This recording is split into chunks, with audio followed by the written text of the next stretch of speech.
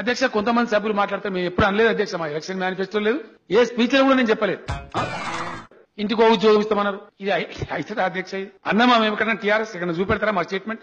కుటుంబంలో ఒక్కలకు ఉద్యోగం కూడా కల్పిస్తామని చెప్పి కుటుంబంలో ఒక్కలకు ఉద్యోగం కూడా కల్పిస్తామని చెప్పి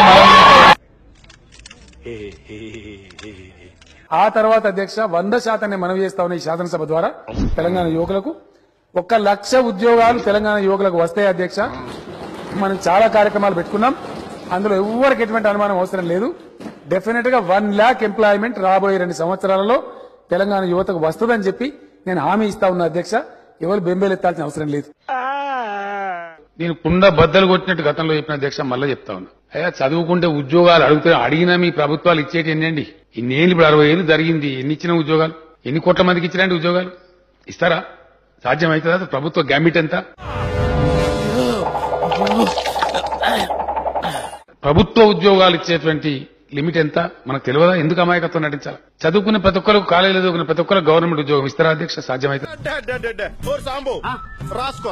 ఏ ప్రభుత్వంతోనూ అవుతుందా? అయ్యే పనేనా? మొత్తం కలిస్తేనే మన ప్రభుత్వ ఉద్యోగస్తుల సంఖ్య 3.3 లక్షలు. ఇలా నాని ముత్యాలు కలిపి త్వరలో మంచి బుక్ అయిద్దాం. కుటుంబంలో ఒక్కలకు ఉద్యోగం కూడా కల్పిస్తామని చెప్పి చెప్పడం, చెప్పిన దాని మీద నిలబడాలి, నిలబడి చూపించాలి.